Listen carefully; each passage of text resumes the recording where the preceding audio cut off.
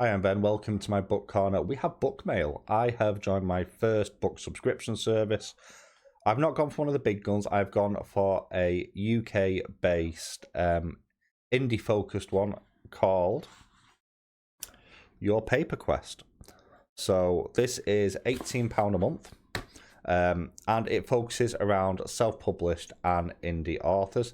They do have a channel here on YouTube, so I shall link that down below where they do author interviews and stuff like that, so well worth a check out. But what's in here? Let's find out. Alright, so it's open and we start off, we have a letter. Your Paper Quest, what it means to be human. Spring has sprung. Welcome to Your Paper Quest's latest box. As the sun starts to poke its head out, we wanted to feature 2 science fiction stories that show the beauty of not just our planet, but of all the people on it that make it home. Okay, so before I read the rest of this, let's have a look at the actual books. And I have to say, I absolutely adore the cover on this first one. So the first one is The Automatron by Ian Young, and that's a very nice looking cover, I have to say. So we'll start with the blurb. Humanity is on the cusp of extinction. Deteriorating populations threaten the planetary economy and risk the collapse of humanity itself. In desperation, human-like machines are built to serve where man no longer can. These are the automata. 5,000 years later, humankind no longer walks the earth, but has ascended beyond biology to float above the earth in a hemisphere-spanning supercomputer. When an anomaly arrives on Earth that not even a post-biological civilization can comprehend, XR345X, a long-deactivated top-of-the-line automatron, is awoken in a derelict facility deep within the overgrown jungles of Africa. With help from Hank, a mysterious holographic AI, XR must learn of the advent of the automata and the resulting civil unrest, to a war that destroyed humanity's trust in their would-be saviours, to racial disparities that divided the globe, to love eventually building a bridge that ultimately saved the human race. At the same time, a violent automatron faction threatens XR, the anomaly, and what they represent for the future of Earth. Time is one thing the automatron does not have. So that sounds really, really interesting. The idea of far future AI is one that is actually kind of prevalent right now. So this is quite potentially on the nose for some stuff that's going on today. So that is The Automatron by Ian Young. It comes in at 338 pages. Now also in here there is a Your Paper Quest bookmark with a quote by Ian Young. Everything we humans have ever touched has rotted away, as if the very essence of humanity were poison. It's a happy thought, isn't it? And then there's a little, I don't know if this is a short story, just a little sort of few pages stapled together. It's evidently linked in some way to this. I wonder if it's like a little sort of prequel, maybe. I don't know. That's quite interesting. And also, we have a bookmark. Another bookmark, I should say. Your Paper Quest Fright Mark. Let darkness keep your place. Okay, so what does the letter say about these, first of all? Our first story is The Automatron by Ian Young. Facing extinction, humanity has turned to AI to try and resolve their issues. Thorough and topical in its portrayal of AI, we follow Isaac as he witnesses the rise and fall of the automata. Featuring an interesting episodic structure nestled within a desperate last act, it kept us intrigued till the end. Okay. So the second book, we'll pop that over there.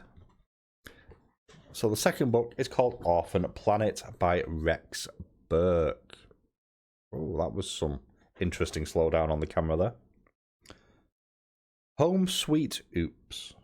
Okay, and this is book 1 in the Odyssey Earth series.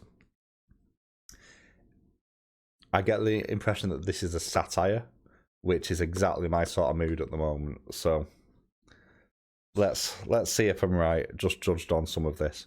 In space, no one can hear you complain. With Earth in crisis, humans are travelling deep into space, but humanity's future just took a wrong turn. A 17-year-old colony ship voyage, a straight shot to a new planet, hand-picked, single-minded crew, and 1,000 settlers in hypersleep. No children, no family, no fuss. That was the plan anyway. Captain Juno Washington commands a ship of loners and oddballs. The teenagers of the Odyssey Earth didn't ask to be born and face an uncertain future. And Jordan Booth really didn't want to be woken up early to look after a bunch of kids. After an unexpected change of course, relationships are tested like never before. If they listen to advice, pull together, and stop squabbling, they might just make it. Yeah, right. Good luck with that. This just straight off the bat sounds like a good time.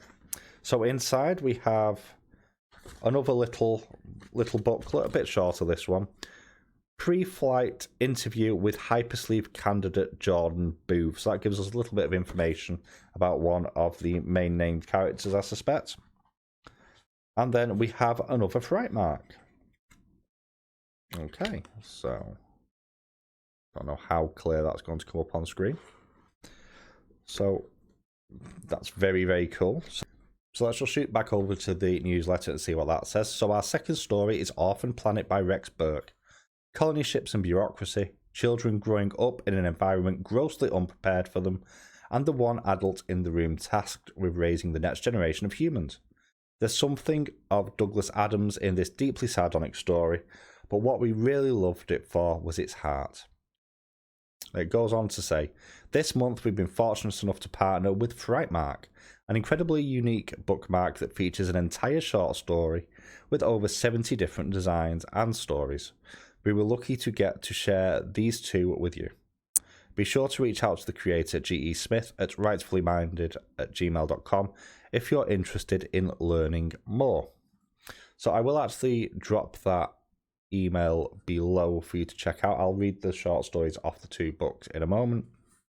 Then the rest of the letter is specifically for me, so we can leave that there. So the first one, so we'll do this one first.